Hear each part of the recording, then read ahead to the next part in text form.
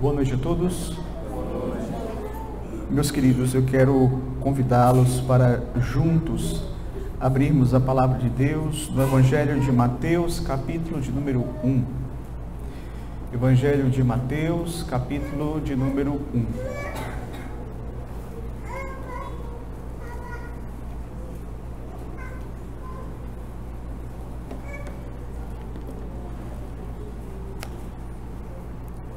Eu vou ler do verso 1 até o verso de número 17. Mateus, capítulo 1, do 1 ao 17. Peço que os irmãos ouçam com atenção a leitura da palavra de Deus. Livro da genealogia de Jesus Cristo, filho de Davi, filho de Abraão. Abraão gerou a Isaque, Isaque a Jacó, Jacó a Judá e a seus irmãos. Judá gerou de Tamar a Perez e a Zera. Perez gerou a Esrom, Esrom a Arão. Arão gerou a Aminadab, Aminadab a Naasson, Naasson a Salmão. Salmão gerou a Raabe, Salmão gerou de Raabe a Boaz. Este de Ruth gerou a Obed, e Obed a Jessé. Jessé gerou ao rei Davi, e o rei Davi a Salomão, da que fora mulher de Urias.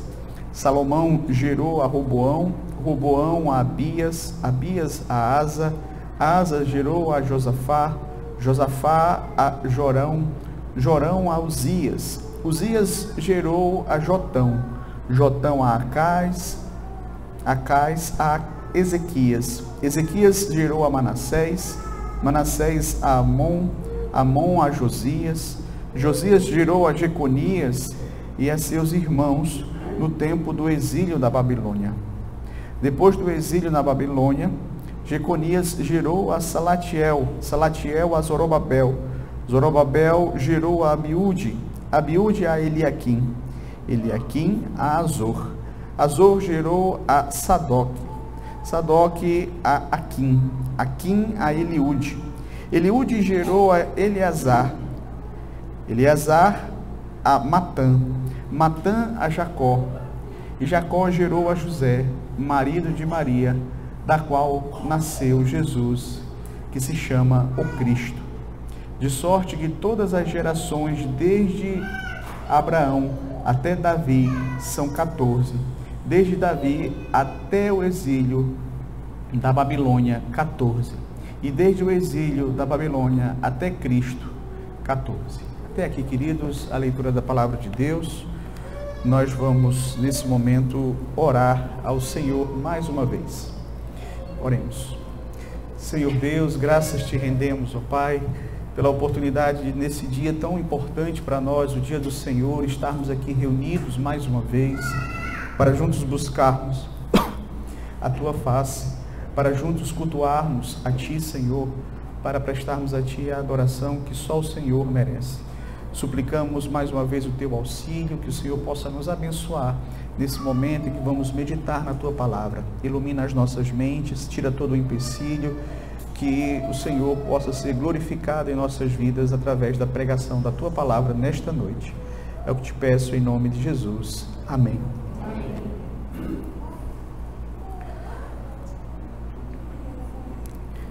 Se você tem o hábito de ler a Bíblia, certamente você já se deparou com as genealogias.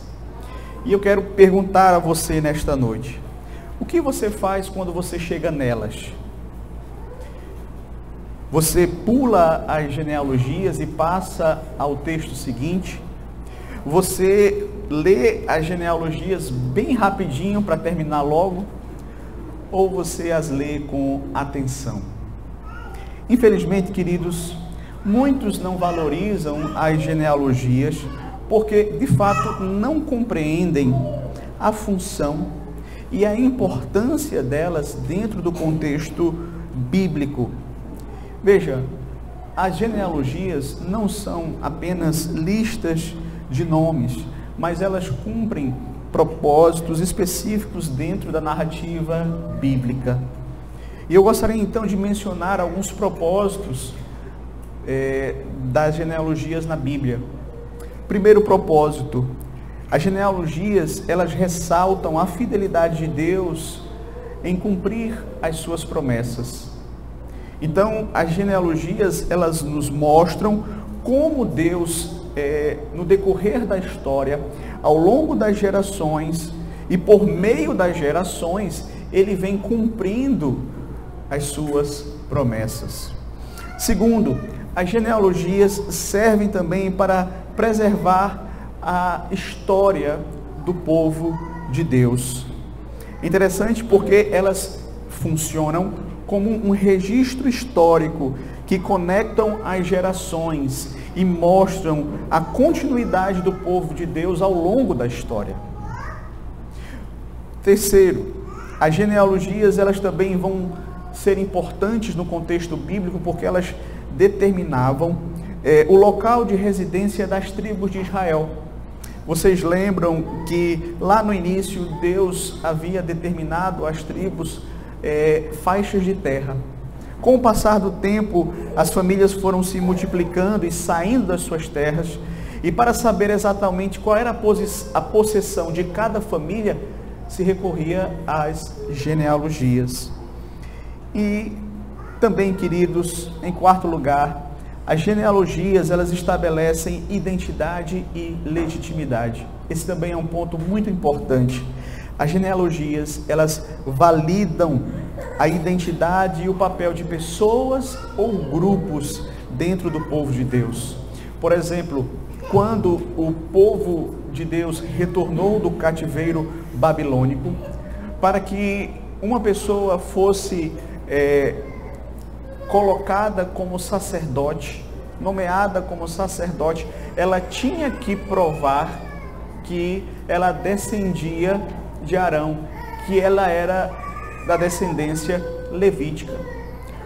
Ou ainda nesse mesmo sentido, as genealogias, meus queridos, identificavam a linhagem real.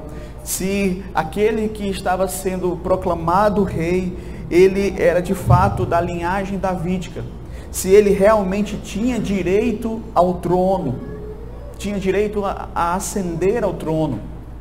Então veja, queridos, podemos concluir que as genealogias, elas não são colocadas nas Sagradas Escrituras aleatoriamente, sem um propósito, sem uma função.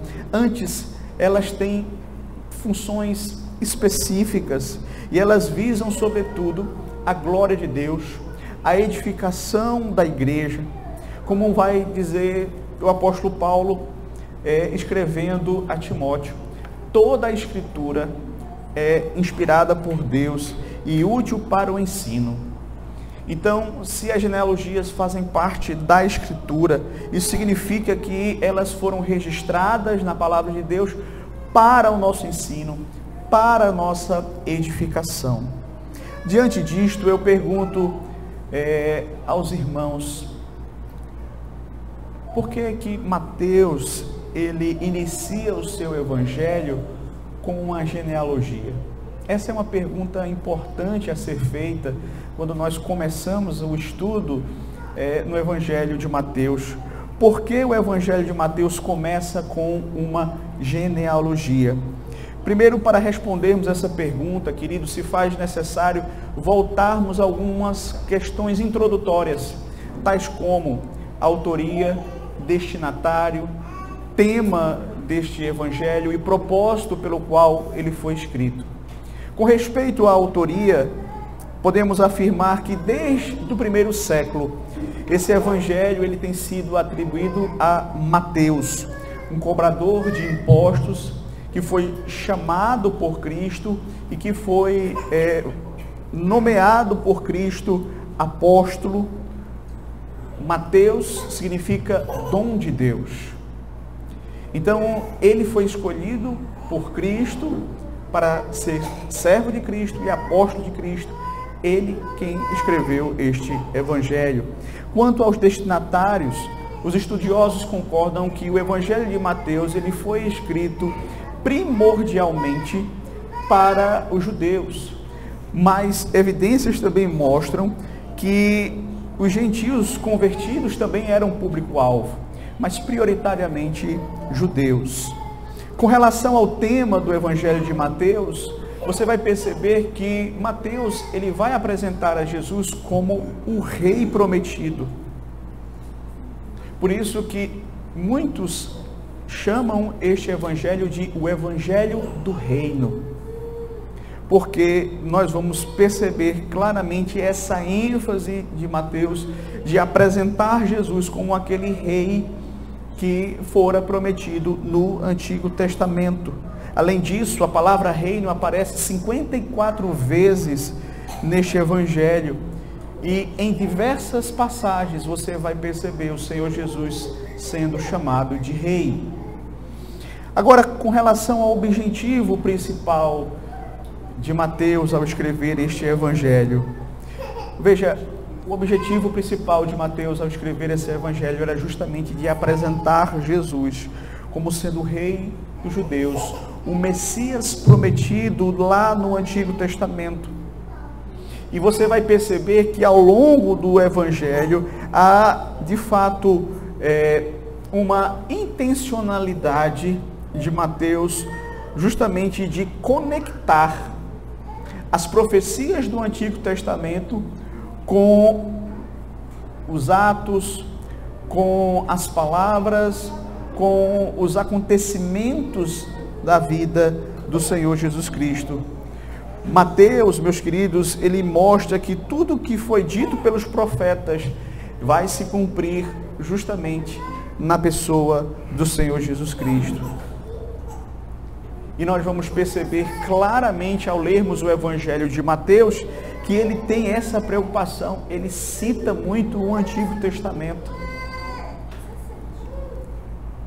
Veja, Mateus, ele vai iniciar o seu evangelho com uma genealogia, justamente porque, sendo judeu, ele sabia, meus queridos, a importância que as genealogias tinham para o povo judeu, e que os judeus, eles associavam a vida do Messias com as promessas feitas a Abraão e a Davi. Para os judeus, a identidade do Messias estava diretamente ligada à sua descendência. Por isso que logo de início você vai perceber Mateus aqui apresentando a genealogia de Cristo, como que mostrando as credenciais de Cristo. De modo, queridos, que com base nisso eu gostaria de meditar com os irmãos sobre o seguinte tema: o que nós podemos aprender com a genealogia de Jesus Cristo? O que nós podemos aprender com esta genealogia posta aqui, que abre o Evangelho de Mateus? Em primeiro lugar, a genealogia de Jesus nos ensina quem ele é. Isso aqui é algo muito importante. A genealogia de Cristo ensina quem ele é. Veja que no verso 1 é dito assim: livro da genealogia de Jesus Cristo. E Mateus começa justamente aqui o seu evangelho ressaltando duas coisas a respeito da identidade de Jesus. Primeiro, veja que ele começa dizendo claramente que ele vai tratar a respeito daquele homem chamado Jesus. E veja, o significado do nome Jesus é Salvador. Se você observar comigo aqui mesmo em Mateus, no capítulo 1, versículo de número 21, é dito aqui o seguinte: o anjo falando a Maria diz, ela dará, falando a respeito de Maria, diz: ela dará à luz um filho e lhe porás o nome de Jesus, porque ele salvará o seu povo dos pecados deles. Então veja, Mateus queria, meus queridos, justamente que os seus leitores entendessem que essa genealogia, ela era justamente para falar a respeito daquele que era o Salvador, daquele que é o Salvador. Essa é a genealogia de Jesus Cristo, aquele que estava prometido, aquele que viria para salvar o seu povo dos pecados deles. Mas observe que Mateus chama o Senhor Jesus de Jesus Cristo, e Cristo não é o sobrenome de Jesus. Cristo é um título atribuído a Jesus, que faz menção a uma função, a função que ele ocupa. Cristo significa ungido. E de fato, Cristo foi ungido quando? Por ocasião do seu batismo, que está registrado aqui em Mateus capítulo 3, a partir do verso 13, quando é dito assim: por esse tempo, dirigiu-se Jesus da Galiléia para o Jordão, a fim de que João o batizasse. Ele, porém, o dissuadia, dizendo: eu é que preciso ser batizado por ti, e tu vens a mim? Mas Jesus lhe respondeu: deixa por enquanto, porque assim nos convém cumprir toda a justiça. Então ele o admitiu. Batizado Jesus, saiu logo da água, e eis que se lhe abriram os céus, e viu o Espírito de Deus descendo como pomba, vindo sobre ele. E eis uma voz do céu que dizia: este é meu Filho amado, em quem me comprazo. Cristo é ungido de Deus, e ele foi ungido com o Espírito Santo para realizar a obra que o Pai o havia comissionado. Ele veio para salvar o seu povo dos pecados dele. Ele é o ungido de Deus, ele é o Messias prometido. E veja, queridos, Mateus ele faz questão de, logo de cara aqui na genealogia, falar claramente que ele vai tratar não de outro, mas de Jesus Cristo. Jesus, o Salvador, o Messias, o ungido de Deus. E eu quero perguntar para você nesta noite: você sabe quem é Jesus Cristo? A identidade do Senhor Jesus Cristo é uma questão que não pode haver dúvidas em nosso coração. Você sabe de fato quem Ele é? Senão você precisa aprender acerca dele, você precisa de fato ler a palavra dele, conhecê-lo verdadeiramente, e conhecê-lo como de fato a palavra de Deus nos ensina, buscando ter um relacionamento com ele. Eu pergunto a você: você de fato sabe quem é o Senhor Jesus Cristo? Que Ele de fato é o Salvador deste mundo? Que Ele de fato é o Messias prometido por Deus? Eu sei que hoje você vai ouvir por aí pessoas falando muitas coisas do Senhor Jesus, dizendo que Ele foi um grande mártir, que Ele foi um grande mestre, meramente isso, que Ele foi o primeiro comunista, que Ele foi... Veja, nada disso. Você deve se ater àquilo que a palavra de Deus diz a respeito de Jesus. Ele é o Salvador do mundo. Ele é o Messias prometido. E você, para que você possa ser salvo, você precisa crer nele, você precisa se arrepender dos seus pecados, você precisa depositar nele a sua confiança. Você não pode simplesmente olhar para ele como sendo aquele que vai resolver os seus problemas materiais.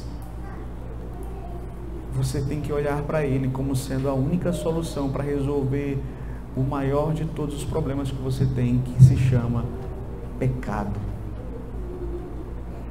Porque o pecado gera condenação, e só há um que pode nos salvar dos nossos pecados, é o Senhor Jesus. Então, primeiramente, antes de qualquer coisa, você vai observar o apóstolo Mateus deixando claro, essa genealogia, ela mostra quem Jesus é. Mas em segundo lugar, a genealogia de Jesus apresenta ele como cumprimento das promessas, como cumprimento das profecias. A genealogia de Jesus o apresenta como o cumprimento das profecias. Olhe comigo aqui o verso 1, livro da genealogia de Jesus Cristo. Mateus prossegue e diz assim: filho de Davi, filho de Abraão. Filho de Davi, filho de Abraão. Os comentaristas afirmam que aqui nós temos um cabeçalho da genealogia. As profecias apontavam para o Messias como sendo descendente tanto de Abraão quanto de Davi. E Mateus quer que os seus leitores saibam que Jesus descende tanto do patriarca Abraão como também do rei Davi. Ele é justamente o cumprimento das promessas que foram feitas a estes homens no Antigo Testamento.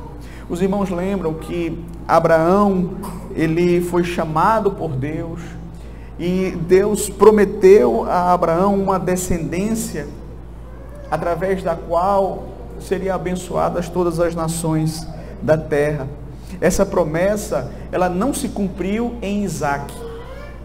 Essa promessa se cumpriu em Cristo. E nós podemos chegar a essa conclusão lendo Gálatas 3, versículo 15, quando o apóstolo Paulo fala justamente isso. Ora, as promessas foram feitas a Abraão e ao seu descendente.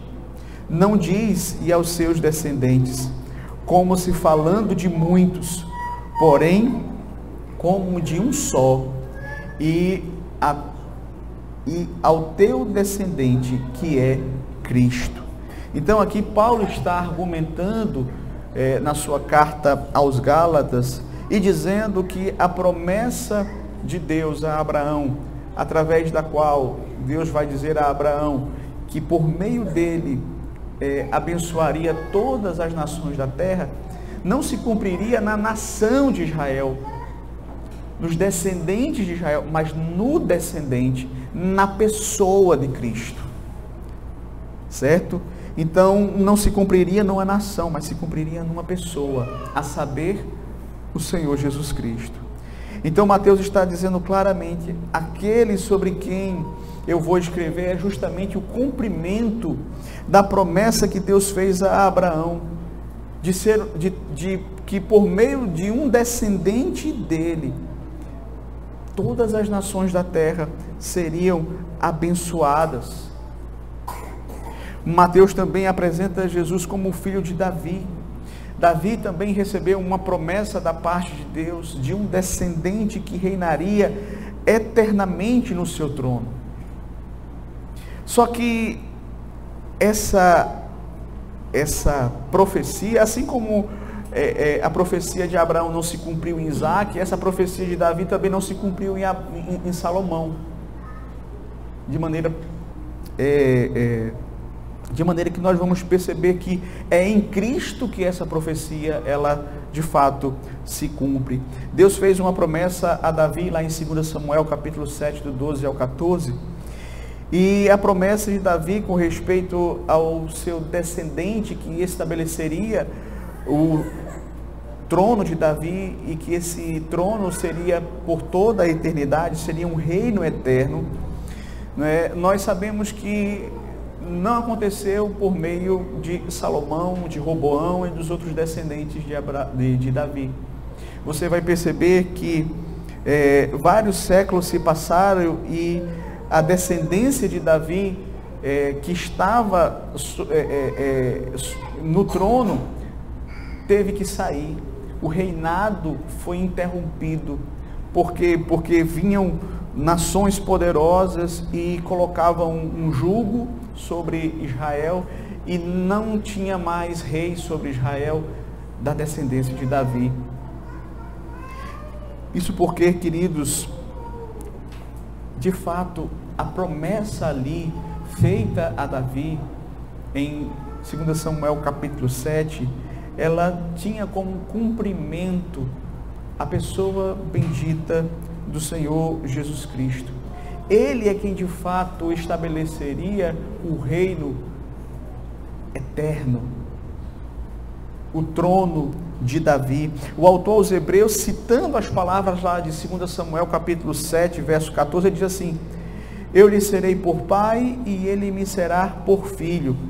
E aplicando as palavras ao Senhor Jesus, ele diz assim: pois a qual dos anjos disse jamais, tu és meu filho, eu hoje te gerei? E outra vez, eu lhe serei pai e ele me será filho. E veja, meus queridos, essas palavras, elas mostram justamente que em Jesus houve o cumprimento da promessa feita a Davi. O herdeiro prometido, o sucessor prometido de Davi, cujo reino duraria para sempre, é o Senhor Jesus Cristo. Então, queridos, isso é algo muito importante quando nós observamos aqui que Mateus faz questão de mostrar que em Jesus nós temos o cumprimento das promessas, das profecias feitas a Davi e Abraão. E é interessante, queridos, que nós vamos perceber claramente que Deus ele vem cumprindo as suas promessas no decorrer da história. Quando nós tivermos a oportunidade de estudarmos e nos aprofundarmos nesse evangelho, nós vamos perceber como nos mínimos detalhes da vida do Senhor Jesus Cristo, esse cumprimento.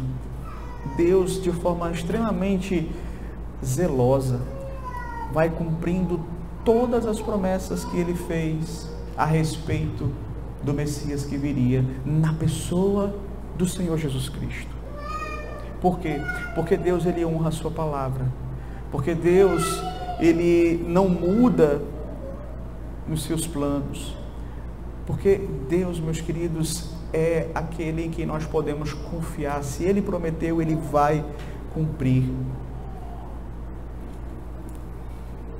Então Mateus começa o seu evangelho mostrando aos seus leitores a identidade de Jesus Cristo e que Cristo é o cumprimento das profecias e das promessas a Abraão e a Davi, pois isso é fundamental para a salvação de pecadores. Nós precisamos compreender isto. Em terceiro lugar, a genealogia de Jesus apresenta a família dele. Então, essa genealogia escrita por Mateus, ela vai justamente mencionar aqui a descendência do Senhor Jesus, a família do Senhor Jesus. Eu gostaria de destacar aqui alguns pontos que são importantes na genealogia do Senhor Jesus. É que ela evidencia, em primeiro lugar, a humanidade de Cristo. Jesus Cristo, meus queridos, ele não era um fantasma. Ele era perfeito homem e perfeito Deus. O texto diz: e Jacó gerou a José, marido de Maria, da qual nasceu Jesus, que se chama o Cristo. Então, ele nasceu de mulher. Ele de fato encarnou. Ele era homem de carne e de osso, sujeito às mesmas tentações que eu e que você. Só que de fato ele jamais cedeu a qualquer tentação. Ele jamais pecou. Mas ele é 100% homem, 100% Deus. Segundo, a genealogia de Jesus evidencia também as dificuldades da própria família dele. Quando nós lemos a lista dos nomes que são apresentados aqui, nós somos lembrados de vários personagens bíblicos. Personagens esses que, como nós sabemos, tiveram diversas dificuldades, caíram em pecados. cometeram muitas vezes grandes atrocidades. Podemos lembrar de Abraão, quando ele mentiu em relação a Sara. Podemos lembrar de Isaac, que também cometeu o mesmo erro do pai. Jacó, que enganou o seu irmão. E nós podemos ir mencionando várias pessoas, quando o texto fala aqui de Tamar, uma viúva que se vestiu de meretriz para seduzir o seu sogro. E o sogro dela, Judá, dormiu com ela, engravidou ela, e dela veio os gêmeos, Perez e Zerá. Uma história bem complicada essa. Quer ver outra história complicada? A história de Raabe. Se Tamar se fantasiou de meretriz, Raabe era meretriz mesmo. Como nós sabemos, ela foi salva da prostituição, foi salva da destruição de Jericó, foi salva também da condenação eterna. E o que dizer de Salomão, filho de Davi, com uma mulher que ele roubou de um homem, que depois ele matou este homem? Outra história bastante complicada. Veja, Mateus, meus queridos, ao contar a história de Jesus, em nenhum momento ele vai omitir que Cristo nasceu numa família de pecadores. Ele não faz como muitas pessoas fazem quando vão escrever as genealogias dos monarcas. Eles escondem os problemas, escondem os pecados daquela família. Mateus, ele não esconde os pecados, porque foi justamente para lidar com esses pecados que Cristo veio. Lembremos do nome do Senhor Jesus, do nome de Jesus. Mateus 21, 21. Ela dará à luz a um filho e lhe porás o nome de Jesus, porque ele salvará o seu povo dos pecados deles. Então, os primeiros que precisavam de salvação eram justamente os próprios familiares que antecederam a ele. Mas, em terceiro lugar, nós vamos perceber também que a genealogia de Jesus evidencia a historicidade dele. A genealogia escrita por Mateus nos prova que Jesus foi um personagem histórico e não um mito, e não uma lenda, e não um personagem fictício inventado pela cabeça dos homens.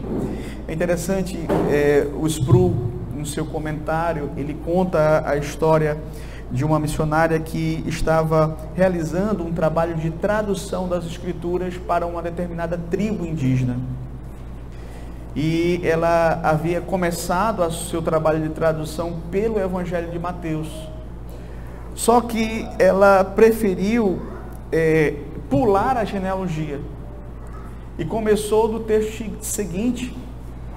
Então ela terminou o seu trabalho, mandou imprimir, né, os evangelhos, trouxe ali para a aldeia e nada aconteceu. Durante 10 anos ela esteve ali e nada aconteceu. Depois ela lançou a segunda edição do Evangelho de Mateus, depois de 10 anos, já com a genealogia, e ela explicou isso para um líder, né, da tribo, e ele perguntou para ela: olha, então quer dizer que esse Jesus que você tem falado aqui durante esse tempo todo, ele é real? Ele existiu? Ele não é um personagem inventado? Ela disse: não. E aí é interessante, queridos, porque o Sproul conta justamente isso. Ele disse assim: não, mas eu pensava que era um personagem. E a partir dali ele creu, e a maioria da tribo também creu no Senhor Jesus Cristo. Então, a genealogia de Cristo é uma das provas de que ele é um personagem histórico, de que ele de fato viveu ali, realizou o seu ministério durante aqueles 3 anos e fez tudo aquilo que a Bíblia nos ensina. De fato, meus queridos, quando nós olhamos para a genealogia do Senhor Jesus, nós observamos também a graça de Deus sendo manifestada. A graça de Deus sendo manifestada, porque você vai ver, como eu disse, pessoas que cometeram pecados terríveis. Você vai ver pessoas que não eram para estar lá, mas que estão lá. Porque, por exemplo, nas genealogias antigas as mulheres não faziam parte, mas na de Jesus elas fazem parte. É graça de Deus. Você vai perceber não somente pessoas da linhagem de Israel, mas você vai perceber também estrangeiros como Ruth, a Moabita. Isso é graça de Deus. Então, quando nós lemos a genealogia, você vai perceber graça ali. Agora, é interessante, queridos, eu não vou tratar de personagem por personagem, tá? Da linhagem, mas vou trazer um ensino mais geral. Mas eu quero chamar a atenção dos irmãos para o versículo 16. É interessante porque o verso 16 diz assim: E Jacó gerou a José, marido de Maria, da qual nasceu Jesus, que se chama o Cristo. É interessante, não sei se você percebeu uma mudança na linguagem aqui. Em nenhum momento você vai ver Mateus dizendo que José gerou a Jesus. Mas isso vem acontecendo nos personagens anteriores, na linhagem de Jesus.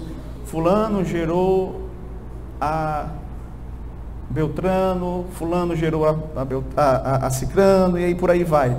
Então, quando chega em José, é dito que José gerou?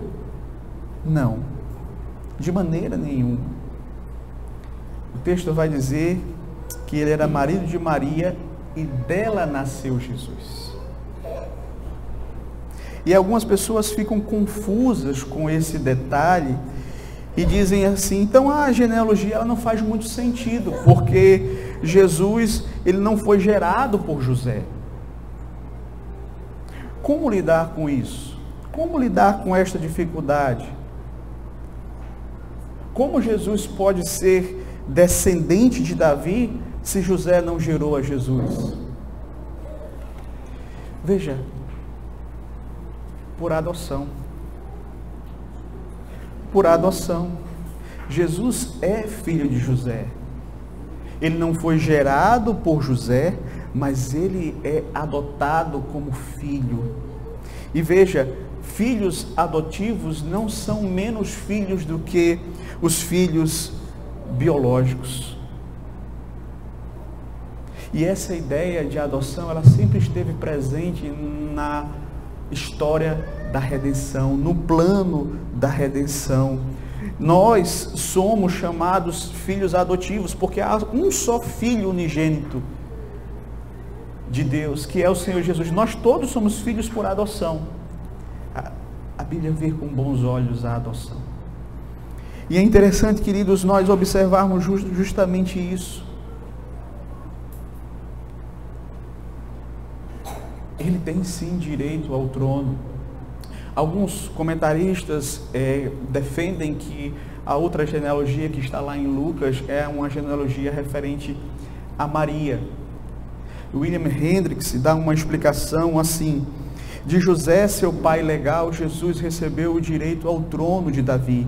De Maria e através de Maria, a carne e o sangue de Davi. Esse é um posicionamento a respeito desse tema.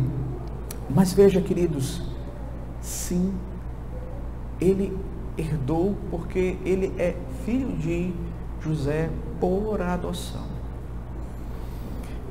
E veja como Mateus então conclui essa primeira sessão do seu evangelho. Diz assim, de verso 17: de sorte que todas as gerações, desde Abraão até Davi, são 14. Desde Davi até o exílio da Babilônia, 14. E desde o exílio da Babilônia até Cristo, 14. Então, Mateus, ele organizou esta genealogia em 3 grupos de 14 nomes. E é importante nós entendermos, queridos, que Mateus ele não foi exaustivo. Ele não colocou todos os nomes. Ele selecionou 14 nomes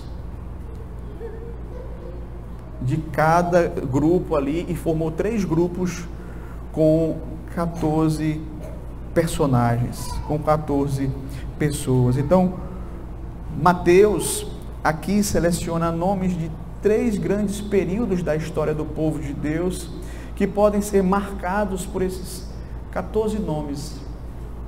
Por que que ele escolheu esses 14?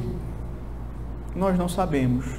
Há muita especulação, as pessoas têm muitas respostas para isso, mas tudo não passa de conjectura. Não tem como, de fato, nós sabermos. Alguns dizem que é porque o nome Davi em hebraico, cada letra significa um numeral, e o nome de Davi significa 14. Então você vê Davi, Davi, Davi 3 vezes, porque são 3 vezes de 14. Outros querem dizer que é porque é o múltiplo de 7, que é o número da perfeição, então indicam que Jesus veio no tempo certo, na plenitude dos tempos, mas são conjecturas. O fato é que nós não sabemos mesmo. Eu prefiro dizer que eu não sei. Mas veja, queridos, agora eu gostaria de caminhar para as aplicações. Primeiro, veja, a semelhança do período de Mateus, em que Mateus escreveu este evangelho, nós vivemos em um tempo em que as pessoas, elas não querem não querem viver debaixo de autoridade, elas querem autonomia. Elas não querem um rei reinando sobre elas. Elas querem viver para realizar os seus próprios desejos.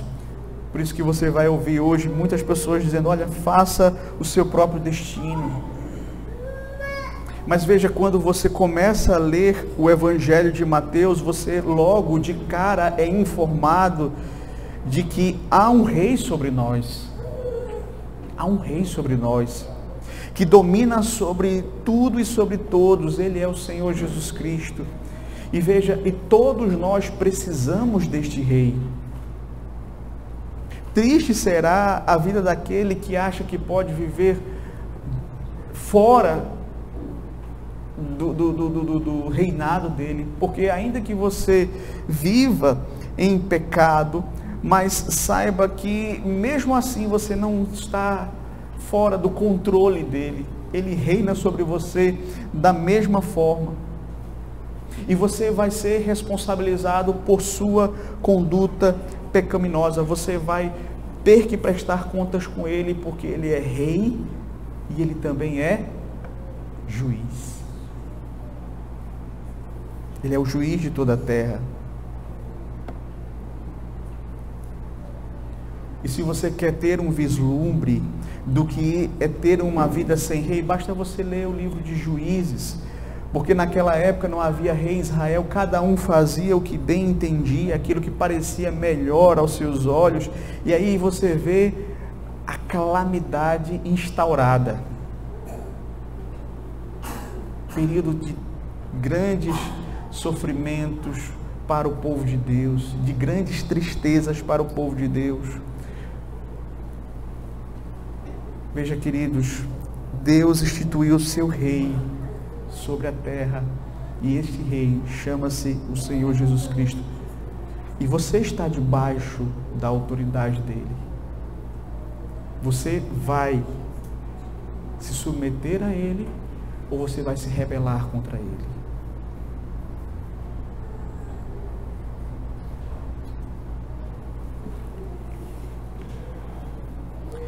Você não pode viver de maneira autônoma deste rei. Segundo, quando nós olhamos para essa genealogia de Jesus, deveríamos louvar a Deus, porque ele cumpre cabalmente as suas promessas. Veja, Gênesis 3,15, Deus diz que viria o filho da mulher, que esmagaria a cabeça da serpente. Gênesis 22, 18 diz que seria através de Abraão. Gênesis 49, 10 diz que seria da tribo de Judá. Samuel, 1 e 2 Samuel 7 diz que seria de Davi. Isaías vai dizer que do rebento de Jessé. Então tudo vai se cumprindo em Cristo. Tudo vai se cumprindo em Cristo. Cristo, ele cumpre perfeitamente essas promessas. E isso mostra, queridos, que Deus leva a sério aquilo que ele promete a nós na sua palavra. Agora, esse mesmo Deus que prometeu que Jesus viria, e de fato Jesus veio a primeira vez, ele também prometeu que Jesus vai vir pela segunda vez. E de fato ele vai cumprir esta promessa. Porque Deus cumpre as suas promessas. E veja, naquela época, as pessoas achavam que ele estava demorando. Viviam nessa expectativa. Será que é o Messias? Será que o Messias veio? Será que ele vai chegar? Ele veio no tempo certo. Agora também, muitas pessoas ficam se questionando, olha, mas já faz 2000 anos, ele até agora não voltou. Será que ele vai voltar? Ah, vai. Porque Deus cumpre todas as suas promessas. E ele virá a segunda vez, conforme prometido nas Sagradas Escrituras. A minha grande pergunta para você é: você está preparado para se encontrar com ele? Porque na primeira vez ele veio para salvar. Na segunda vez ele vai vir para julgar. Você está realmente preparado para se encontrar com ele? Terceiro lugar, quando nós olhamos para a genealogia de Cristo, nós contemplamos a graça de Deus. Pessoas que pecaram muito, reis que não reinaram conforme a lei do Senhor, mas que andaram nos seus próprios caminhos, que foram idólatras. E tantos personagens que tinham as suas lutas e dificuldades, e ali naquela família de pecadores, nós observamos a graça de Deus. Nós vamos percebendo como Deus é gracioso. E quando eu lia aqui a genealogia de Cristo, a família de Cristo, eu me lembrava da minha família.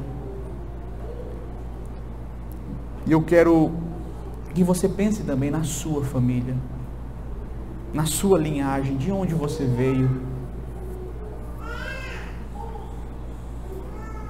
Faça isso a partir de você. Pode ser que a sua vida no passado tenha sido uma tragédia. Você sofreu, você fez muitas pessoas sofrerem. Mas a vida de Cristo muda tudo isso.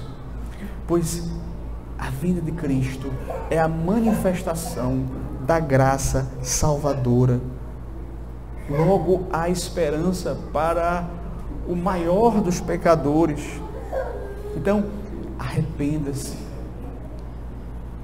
Creia no Senhor Jesus Cristo.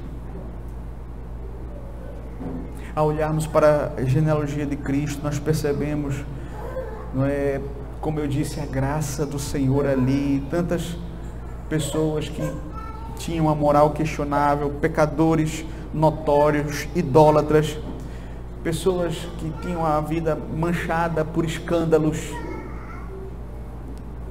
E a graça de Deus não apenas visitou aquela família, ela transformou o curso daquela família. Isso deveria, meus queridos, também nos encher de esperança.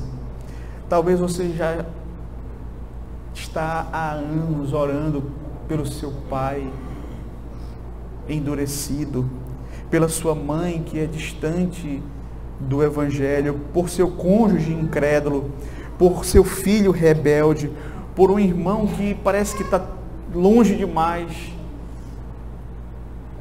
muito difícil de ser alcançado.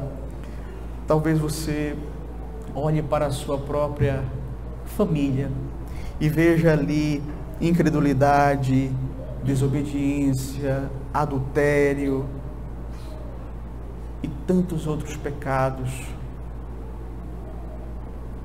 E talvez você se questione, mas será que Deus pode fazer alguma coisa na minha família?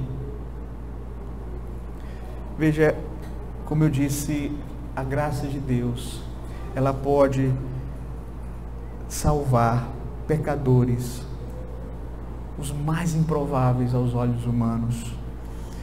Veja, por isso que nós não devemos desistir da nossa família. Devemos continuar orando por eles. Devemos continuar dando testemunho. Devemos continuar pregando. Devemos continuar chamando e convidando para vir à igreja. Porque se Deus resolver salvá-los, meus queridos, não há coração que seja duro demais que Deus não transforme. Como eu disse, não há pecador, por pior que seja, que a graça de Deus não seja capaz de transformar, se Deus de fato quiser fazê-lo. Nós vamos continuar através deste evangelho. E na próxima semana, se Deus assim nos permitir, continuaremos a exposição no Evangelho de Mateus. Que Deus nos abençoe. Amém. Amém.